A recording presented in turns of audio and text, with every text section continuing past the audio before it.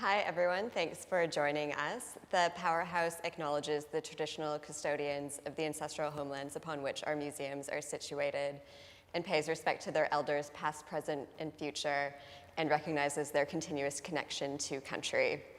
Thank you so much for joining us. My name is Catherine Poltz. I'm the science producer at the Powerhouse and the programmer for the Sydney Science Festival. Our program today, our keynote, Our Deadly Science, is presented by the Powerhouse and the city of Parramatta. And we know a lot of you are joining us from lockdown, so we appreciate you tuning in for the festival. Throughout National Science Week from the 14th through the 22nd of August, we are broadcasting live conversations with experts addressing some of society's biggest challenges and the positive contributions being made by science and scientists. In the 2021 program, some of the topics we're covering include First Nation science, astronomy, oceans, climate change, and of course the coronavirus pandemic. For our program today, we are really excited to bring you our conversation with our astronomy ambassador, Kamilaroi man, Tutt. We've had a lot of fun working with him over the past few months on the program. Corey, of course, is the CEO of Deadly Science, which is an education organization that sends educational resources to remote Aboriginal and Torres Strait Island schools all across Australia. Corey is widely celebrated and known for his work. In 2020, he was the New South Wales Young Australian of the Year, and he's been named a human rights hero by the Australian Human Rights Commission. We hope our program with him tonight also inspires you. His enthusiasm for his work is really contagious, and we hope you share his vision that science should be more accessible. So thank you so much, and welcome, Corey. Yama, everyone. Thank you so much for having me. I'm a proud Kamilaroi man, and when I was first asked to be the ambassador for Science Week for the Powerhouse, it was a tremendous honor for me. I remember going to the Powerhouse as a kid and just being amazed. But first of all, I just want to acknowledge the traditional owners of this land and the lands that I'm meeting you with from today. So I'm on the lands of the Biripi and Dunghutti people, and I just wanted to, on this special week that is Science Week, this week is really special to me because I like to pay my respects to the first scientists, the Aboriginal and Torres Strait Islander peoples of this country. Our contributions to chemistry, forensic science, astronomy has lasted millennia and still to this day.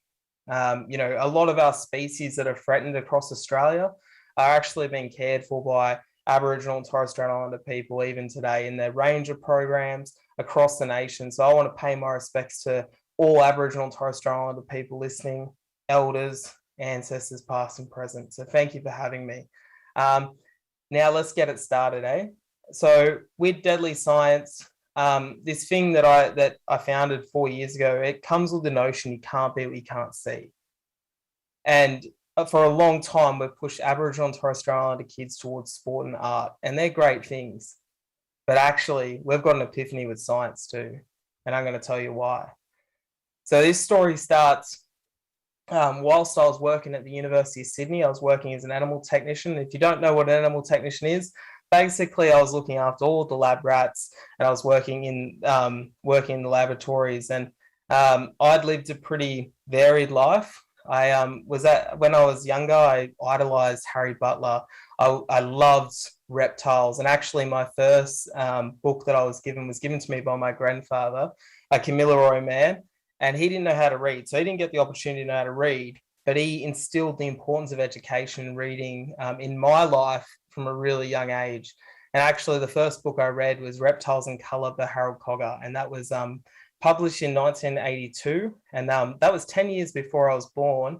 And coincidentally, it was around 1998 that I got that book. And that book taught me so much. It drove this passion for all wildlife throughout my life. And I actually came to the conclusion when I was a young man, when I was in high school, that I wanted to be a zookeeper. And I sat across from my careers advisor at 16, and he told me, kids like you don't become zookeepers, you better stick to a trade, or you're probably going to end up in jail or worse. And that was a conversation that, was said to a lot of kids at my school that, potentially weren't as good at school as other kids. But For me, that really drove me, and I left soon after that, and I went to a place called Boyup and I worked in a wildlife sanctuary called Roo Gully. And Boyup in Western Australia, so it's in the middle of nowhere. And then throughout my time, I ended up shearing alpacas, and I went and worked in labs. So I really just wanted to encourage more Aboriginal and Torres Strait Islander people into science, and that, you know, for young people, the road is never a straight road. And you know, whatever your path may be, then that is perfectly okay. But the key sort of ingredient to science is being a good person. So being a good person generally can help you lead to being a great scientist later. And that's where good science starts. So I started doing these talks in Redfern and Waterloo, and we started yarning about science. We started yarning with these young people, these young kids. And that's kind of how it started. I started volunteering my time, and before all that, it was I did what most people sort of do, most weird people, and I started Googling remote schools, and I found that, you know, Aboriginal and Torres Strait Islander kids are often encouraged towards sport and art because we think that's what all Aboriginal and Torres Strait Islander kids like and they're good at. But actually, science is for everyone. Like I said, our people are the first scientists. You know, if you're a fella that got lost in the bush not so long ago, the first people that come get you are the black fellas, the trackers, you know. And this has been synonymous throughout Australia's history. And this is just as much my history as it is your history. So when you remember the scientists, the modern day scientists, your Albert Einsteins, your Thomas Edisons, your Lisa Harvey Smiths, but remember the first scientists. So I packed up, again, with the deadly science stuff, I packed up every single book I owned and I started sending books. And today we've sent over 20,000 STEM resources to over 100 communities. And my greatest achievement in this life has been that I've been able to help over 50 kids learn how to read via Zoom, just like I'm talking to you now. Unfortunately, we all are stuck in lockdown, and I'm sending my thoughts off to all you listening at home. And remember to look after each other. You know, we only have a short life, and it's important we spend today to make tomorrow a better place. And I'm going to tell you a few stories. So this photo that you see next to my head of me holding next to these kids holding these deadly side shirts. These are the kids at Telegraph Point School up here in the mid-north coast, and their school was destroyed by floods.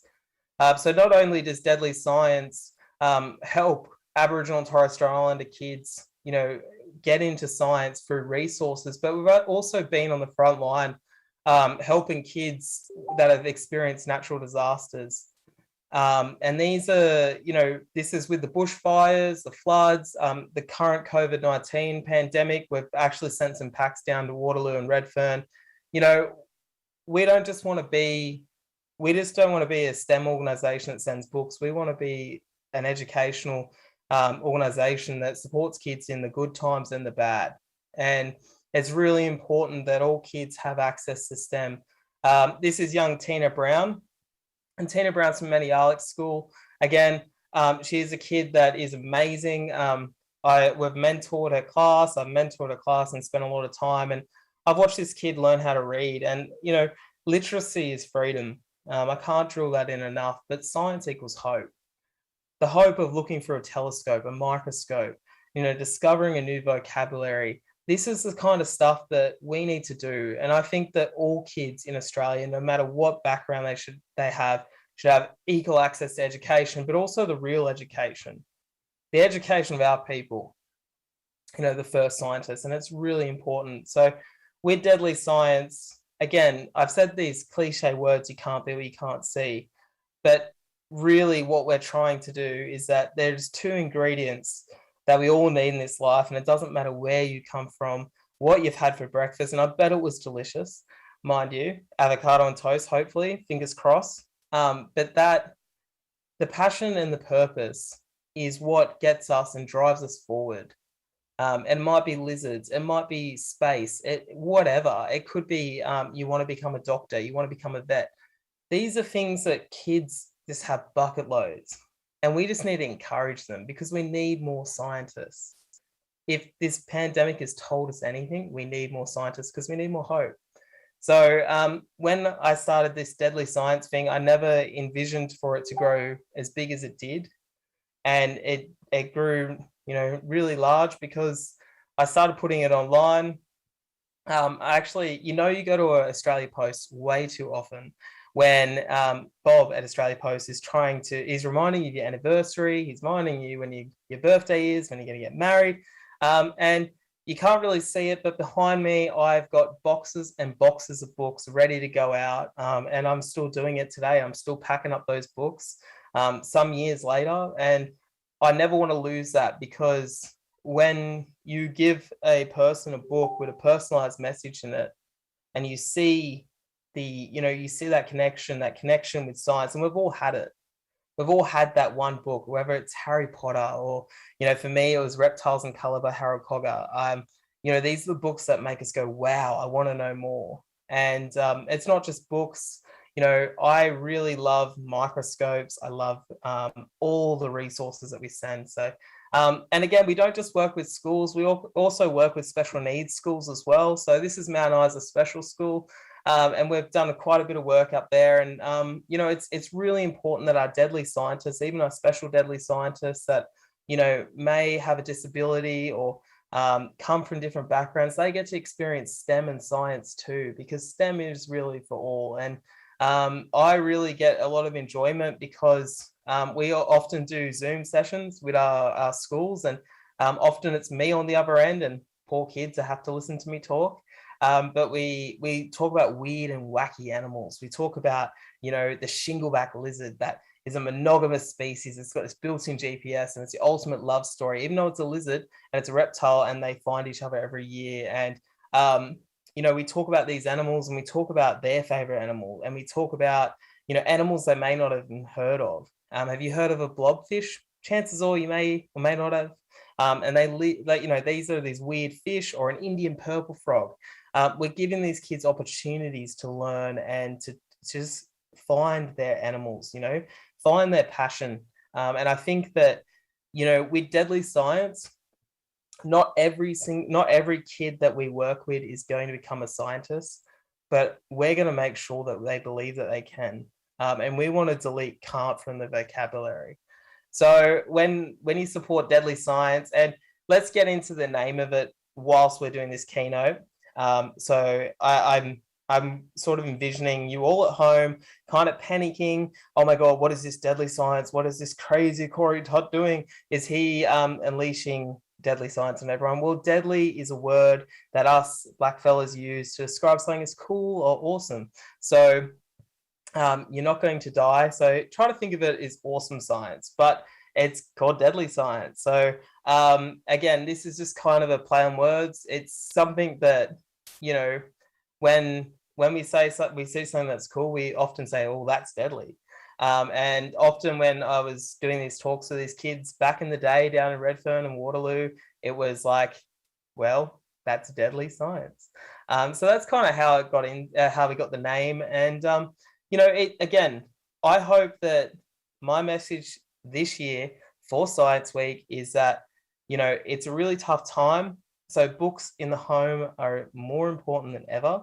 And it's more important than ever to help kids find their passion and purpose. And once this country starts to open up again, take your kids to the powerhouse. Take your family to the powerhouse. Go and see what a penny farthing is. It is the most ridiculous bicycle ever, but I love it. And, the lessons of the past can help be the answers and hopefully the lessons of the future as well. We are very lucky to live in a country with such vast history as well. We're our first people, the first people that invented bread. They were the first astronomers. They were people that looked at the stars and predicted the weather. And that is our history. That is the history that we share together. How is it? It's so great that we have a history where, back in the 1800s, the Duff kids could go missing in the Grampians in Victoria and they're found by Aboriginal trackers. We share this history of science. It's a long-winded history.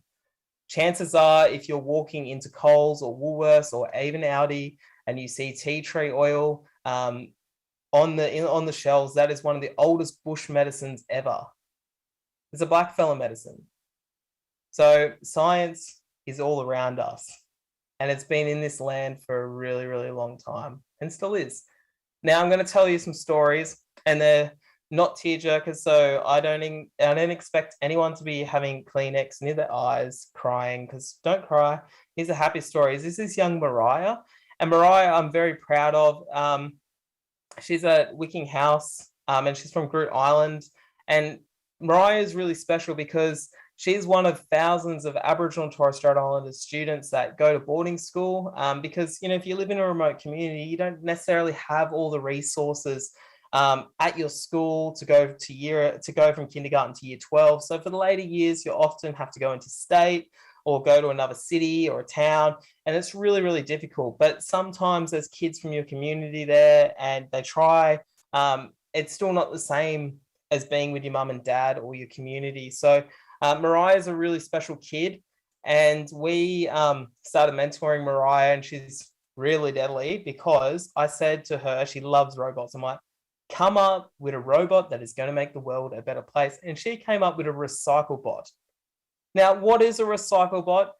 Yes, the name suggests it is a recycling robot. But the idea of the recycle bot was to collect plastic bottles on the beach and to melt them and use the oil as fuel so it could fuel itself. Now, that is pretty smart because plastic bottles actually do contain a fair amount of oil in them. And they actually do this in Thailand, and they use it to power generators. But the really special thing about Mariah is that, not everything has gone Mariah's way with school, but she tries her best.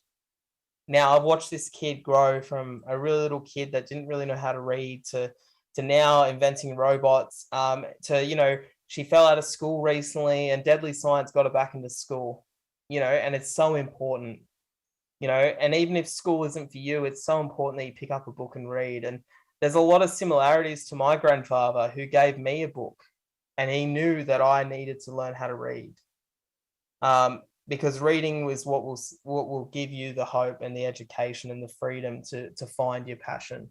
So young kids like Mariah, there's quite a few of them that we could use as examples, but I think Mariah is a great example because, one, we need more deadly recycling robots, and if they're recycling our junk, then they're less likely to take over the world. So we'll flick over to the next slide, and I'll show you some more. And now this is young Rosalita, and Rosalita's from Curran House, and she's from Groot Island as well. And we work with over 100 remote communities, schools, and foster care houses. Rosalita is a resident paleontologist. Now, she loves dinosaurs, and I sort of went, I had a really bad day last year. As the CEO of Deadly Science, I was working full time at the University of Sydney, and I was really struggling. And again, this is the importance of education and the power of Deadly Science and the power of caring and the power of showing, these kids that, it's okay to choose your own path. It is okay to love science and education. It is, and I'd been Zooming with these kids, these young girls, and we'd been getting scientists to Zoom with them for months. We'd been sending books and resources. But this time I was very upset because I'd lost someone close to me in community, and I was very upset by it. And that's what we call sorry business. And I said, I'm not at my best today, so I can't do our Zoom session in the afternoon. Rosalita and the girls, they called me. And after I'd said sort of, no, sorry, we're going to have to cancel today, which is really hard. But it was the first time I'd heard Rosalita read Sea Life from back to front without any help. And it was a really special moment for me because it made me feel a lot better. And it's so great to see these kids do so well. We've boosted attendance in Robinson River by 25%. Actually, we've got 90% attendance this year as well. So it's been growing. And if you check out their Facebook page, you'll often see really awesome science experiments and lessons. And a big shout out to Chris Errington, their science teacher. But, this really is science for all. And it's really important. And kids like Rosalita, I'm not ashamed as a 29-year-old man to say that I am inspired by deadly scientists, and I hope you are too.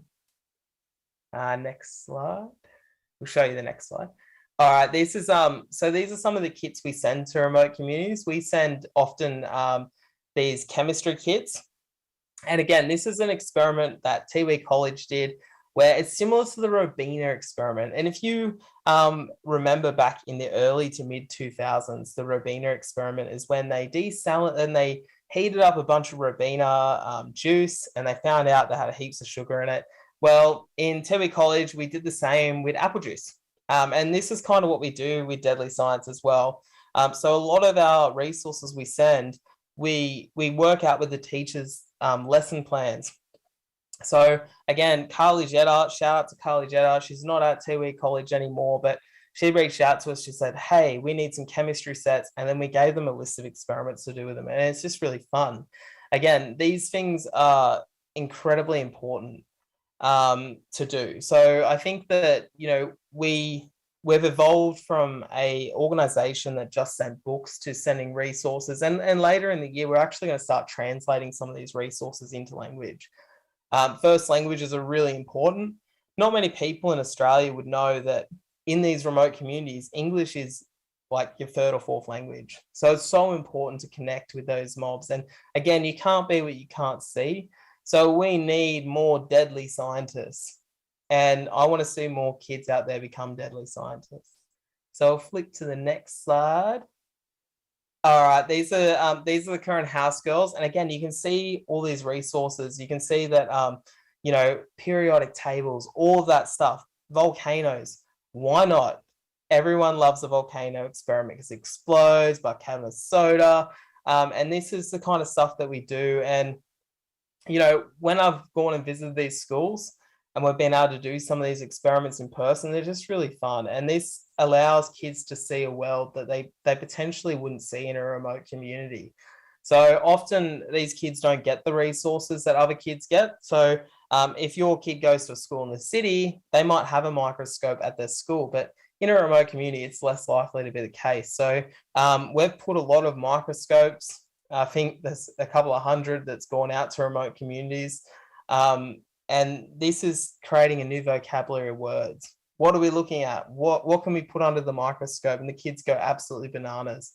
Again, this is Croker Island up in the Northern Territory. And this is one of my favorite books. And it's called Rebel Girls. Shout out to the girls.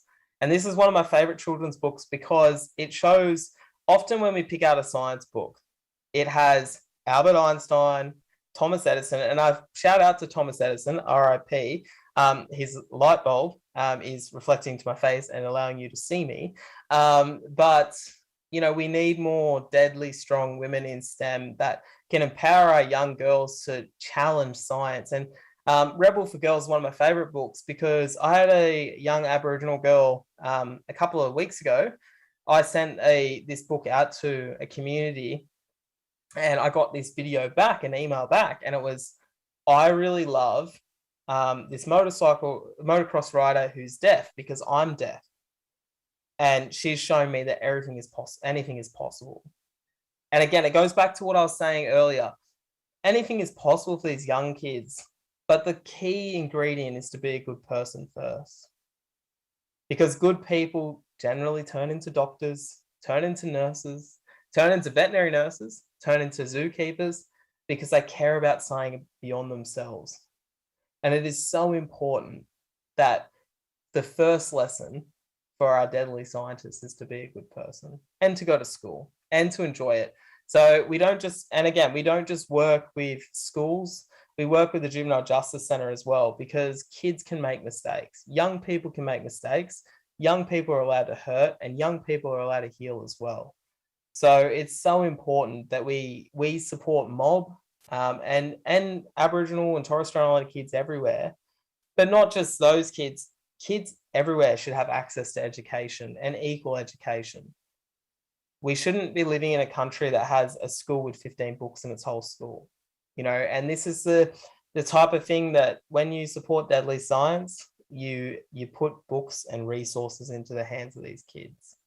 So we'll flick to the next slide and I'll show you all the pickies. So this is a really cool project. This is Kurrakara, and this is up near the West Australian and Northern Territory border. and we've got a really cool Bilby program up there. And the Bilby program is really awesome. So they've got Bilbies in their community. And one of the things that I've been working with the Narrandjara Lands community schools, and there's about 8 schools in this catchment. And we've been working with them for a couple of years now. We've been sending books, resources, but I sort of thought, whoa, hang on a minute. I was looking online and I saw, oh, wait, you've got a Bilby in your school. That's really cool. I know a couple of researchers that are doing work on bilbies. Actually, for a matter of fact, my partner was doing work on bilbies at the time. And I said, well, I've got some kids that they've got a bilby in their school. Like, let's try and tee something up. So we got on the blower, we got on the emails, and we connected this school up with the Australian Genomics Lab, which is run by Professor Kathy Beloff and Dr. Carolyn Hogg, who are 2 amazing scientists, and they're incredible. And we set up this program where the kids are actually going and collecting the scats, which is poo, of the bilbies, sending them down to Sydney. Some of them are getting under the microscope and they're digging them apart and they're finding out what they're eating. And we set up these trail cameras as well, so we can take footage of the bilbies. And we've got the kids actually collecting the data and sending that down to Sydney. The data is then coming back, and these kids are part of a research project now, and they're part of a bigger thing. We need to protect these species, and these kids were already doing it. They were monitoring these species and monitoring the Jalabar, which is the great desert skink, which is a huge lizard that is going extinct, and it's endangered because of feral cats. And the Ninu, which is the bilby, they're already working with these animals. So we're connecting these kids up with scientists and the scientists that are doing the work. And it's a collaborative approach. And I'm really proud. I'm really proud of these kids that are setting up these trail cams. They're doing this work, and it's just so important. It's so important that we create programs, and we don't call it citizen science. This is not citizen science. It's just science. And science is for everyone. It's not inclusive. It's for everyone. We shouldn't have to live in a world where if you're a minority, we invite you into science. And it's your privilege to come into science. Actually, science is for everyone, and it should be for everyone, and it should be equal. Because we can't live in a world where we live so secular, where we don't let diverse people into our faculty and our science. And it's so great that this lab has has worked with our community on a collaborative effort to help track the bilby and save the bilby. So it's so unique, it's so cool, and I'm very excited about it. Next slide. That's probably a bit better. So as mentioned, we do a lot of Zooms, and this is Wicking House again. They're probably my favorites today because I've put a lot of their slides in. And again, these Zooms can be absolutely anything. Actually, next week we've got a Zoom with an Olympian high jumper, and it's really interesting. So these we actually connect the scientists up with Zooms. Shout out to Dr. Carl, everyone's favorite. Dr. Carl has done a number of Zooms with our remote schools, and they can ask questions. You can ask absolutely anything. The best question I ever heard was, why does bush tucker meat taste better during a full moon? And the answer is, I don't know. And I asked a lot of different people about it, and they didn't really know either. But I've toiled with that question for a really long time. But these are opportunities for kids in a virtual space to talk to people they wouldn't normally get access to. So, for me, when we brought kids down to Sydney, pre-COVID, obviously, from Jill Dominion and Catherine, we went into the zoo, and the really funny story is we got these kids from Jill Dominion. They stayed at Emmanuel College, which is in Rose Bay, which is like Lux as. It was awesome. And these kids got to spend a couple of days with us, and we went to Taronga Zoo. And it was when the baby tiger cubs were about, and we were showing them the baby tiger cubs. And I'm like, oh, wait a minute. There's meant to be 12 kids here. Actually, there's 11. And one of them had ducked off and picked up a bush turkey, actually caught a bush turkey at Taronga Zoo.